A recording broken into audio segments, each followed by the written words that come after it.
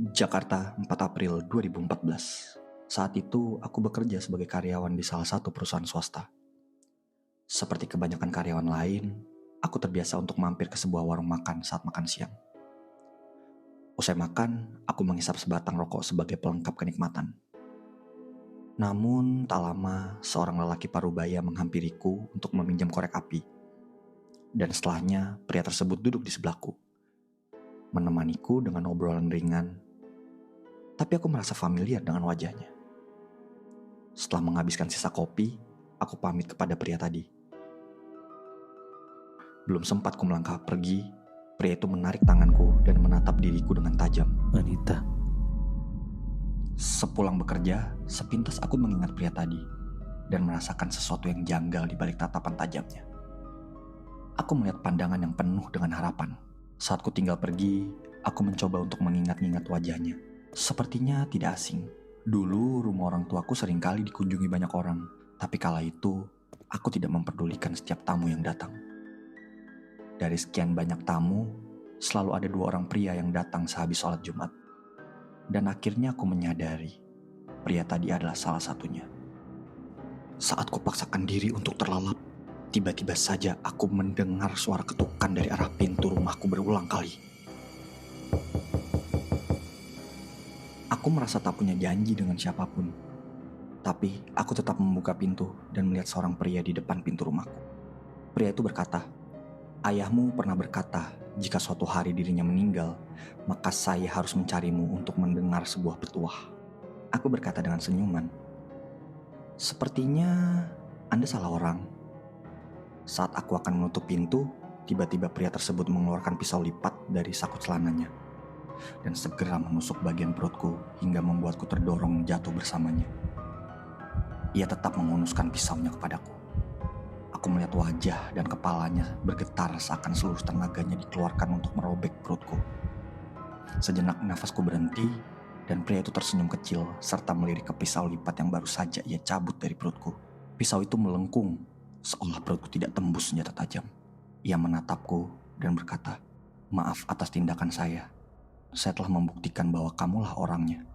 Arif, saya butuh bantuanmu. Karena Anita, anak saya, sedang berada dalam kondisi yang gawat.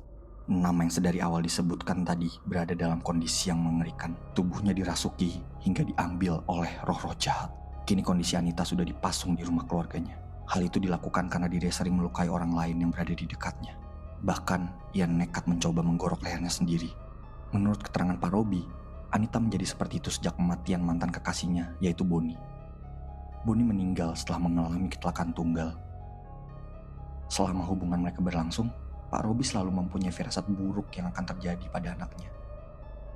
Dan ia menyadari, ternyata selama ini, anaknya tengah terpengaruh ilmu pelet yang diberi oleh mendiang Boni. Hal ini terbukti dari suara-suara aneh yang selama ini ada di dalam kepala Pak Robi. Di sisi lain, pengaruh pelet tersebut menjadi tak karuan karena Boni telah meninggal dunia. Alhasil, kini Anita mendapatkan imbasnya. Tak ada yang bisa kukatakan saat ku mendengar perkataan dari Pak Robi. Tapi entah kenapa, tiba-tiba lisanku bergerak, seakan hati ini berkata lain. Namun perasaanku seolah mendukung apa yang aku ucapkan. Akhirnya, aku menuju rumah Pak Robi dan ternyata rumah mereka terletak tidak jauh dari tempatku tinggal. Mereka memberiku sambutan kecil selayaknya tamu yang datang.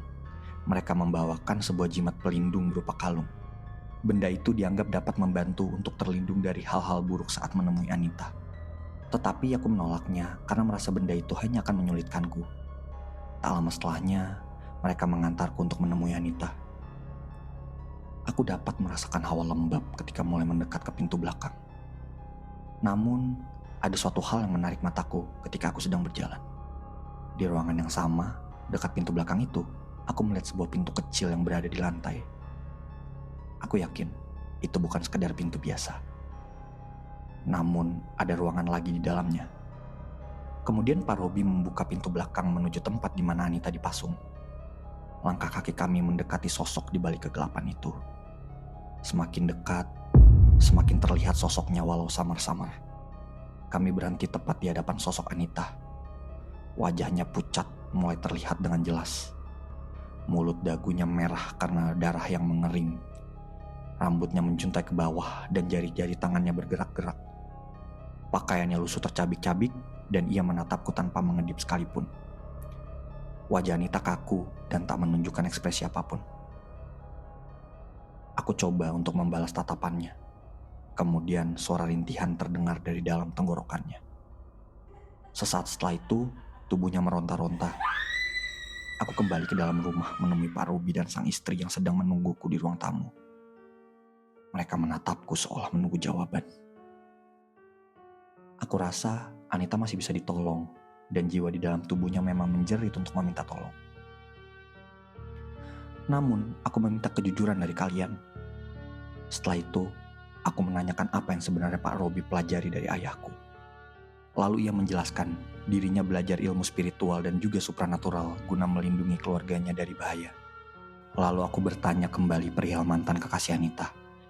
Selain bisikan-bisikan yang ada di kepala Pak Robi, apa bukti lain yang menguatkan jika Boni telah menaruh ilmu pelet kepada Anita? Dengan ketakutan, istri Pak Robi pun menjawab, Boni anak yang baik, ia selalu bersikap lembut kepada Anita. Tapi lama-kelamaan, saya curiga karena Boni selalu meninggalkan secari kertas setiap berkunjung dan isinya hanya sebuah coret-coretan.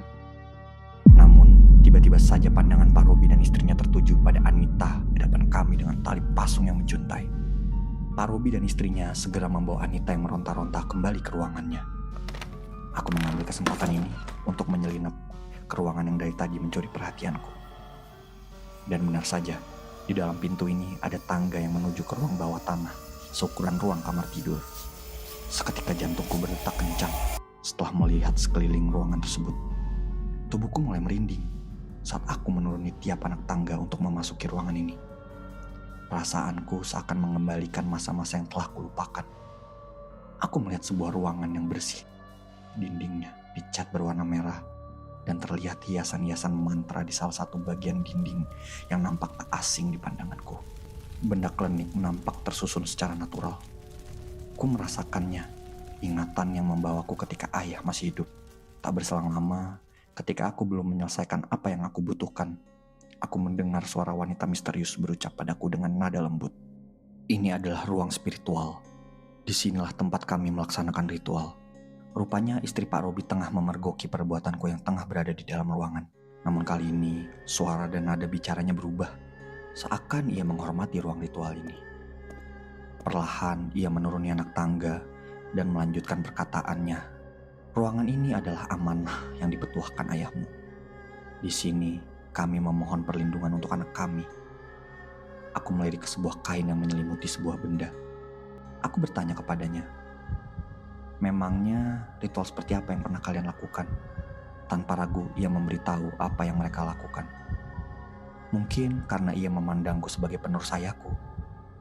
Ia berkata kepadaku, semua hal yang kami butuhkan, termasuk mendoakan ayahmu. Sembari melangkah menuju kain yang menyelimuti sesuatu itu, aku terus mengajaknya berbicara dan mencoba untuk mencari petunjuk lain dari tiap perkataannya. Di pojok ruangan itu terdapat kursi dengan sebuah benda yang seperti sedang menduduki bangku tersebut. Aku menarik kain yang menutupi benda itu dan aku melihat dengan jelas bentuknya. Terbuat dari separuh batok kelapa yang diberi rambut manusia dan bambu sebagai tubuhnya. Tak cuma itu, benda ini juga dipakaikan pakaian hingga menyerupai boneka. Dahulu, ayahku sempat mengajarkan cara menggunakan benda ini. Dan untuk apa boneka ini digunakan? Mengenai anak kami, di sini pula kami meminta perlindungan moyang untuk menjaga anak kami dari hal-hal buruk tak kasat mata. Tetapi, mengapa mereka bisa kalah? Kalimat terakhir dari istri Pak Robi itu menunjukkan rasa kecewa yang teramat dalam. Dan pada akhirnya, istri Pak Robi meninggalkanku sendirian di dalam ruang ritual ini. Dan ruangan tersebut mulai kosong dan tidak ada apa-apa.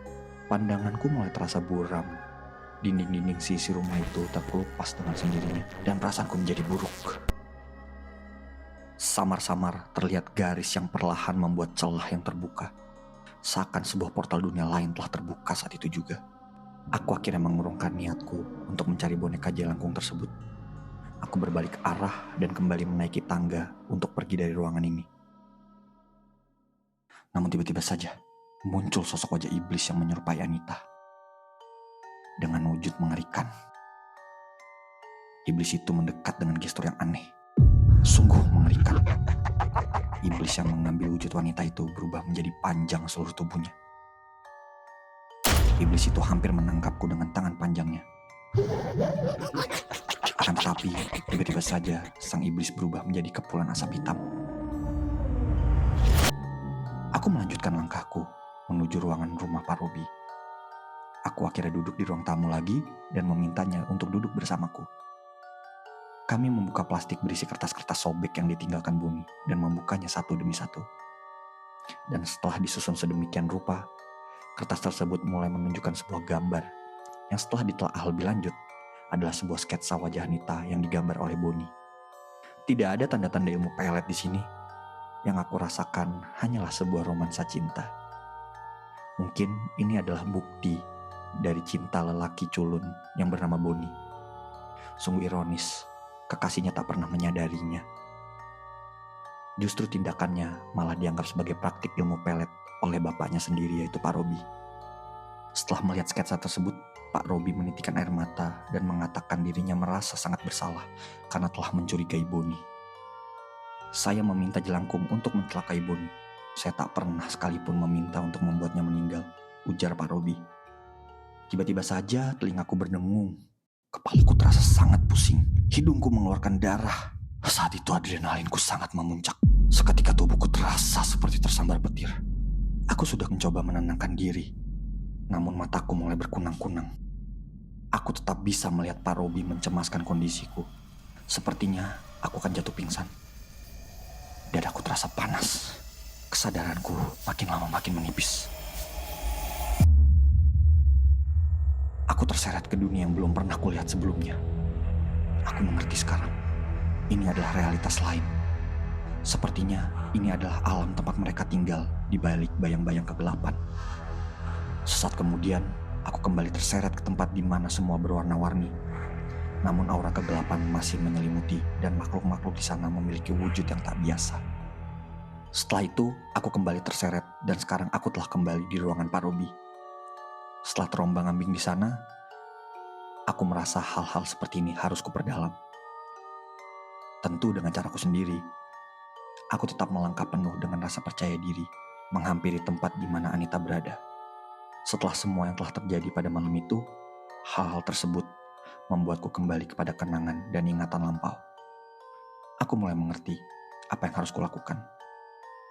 Sebelumnya, saat aku berada di ruang ritual, aku melihat dengan jelas ornamen-ornamen dinding bertuliskan mantra-mantra yang tak asing di ingatanku. Dan aku mengingatnya sekarang mengenai mantra itu. Secara logika, roh-roh yang dipanggil menggunakan mantra ini akan memasuki media perantaranya. Jika aku panggil kembali, maka seharusnya roh-roh itu akan masuk ke benda yang aku gunakan menjadi medianya. Aku pun mulai merapalkan mantra.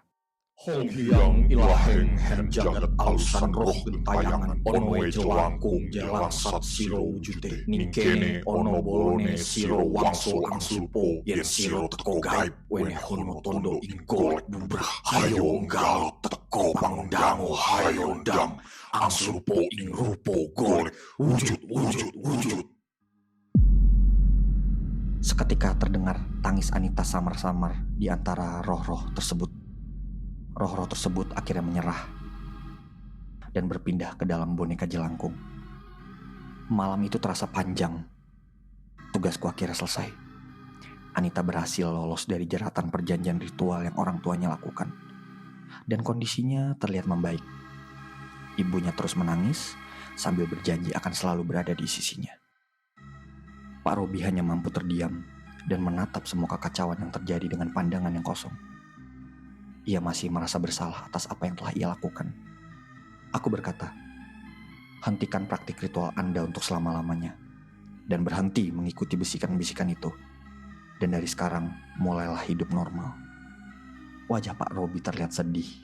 Tapi aku dapat merasakan rasa percaya diri Pak Robi yang akan bangkit kembali.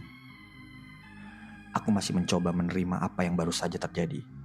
Sesuatu seakan terbuka dalam diriku. Aku mulai merasakan hal-hal gaib di sekitarku. Aku merasakan energi yang berputar. kondisi tubuhku terasa lebih baik. Perasaan itu terasa menggairahkan. Setelah sampai di rumah, aku memutuskan untuk membuka kembali sebuah ruangan yang menyimpan benda-benda kenangan semasa ayahku hidup. Sayangnya, tidak ada satupun benda-benda aneh yang kusimpan dari dirinya. Akan tetapi, aku selalu teringat seseorang yang bekerja di balik mesin tik tua ini.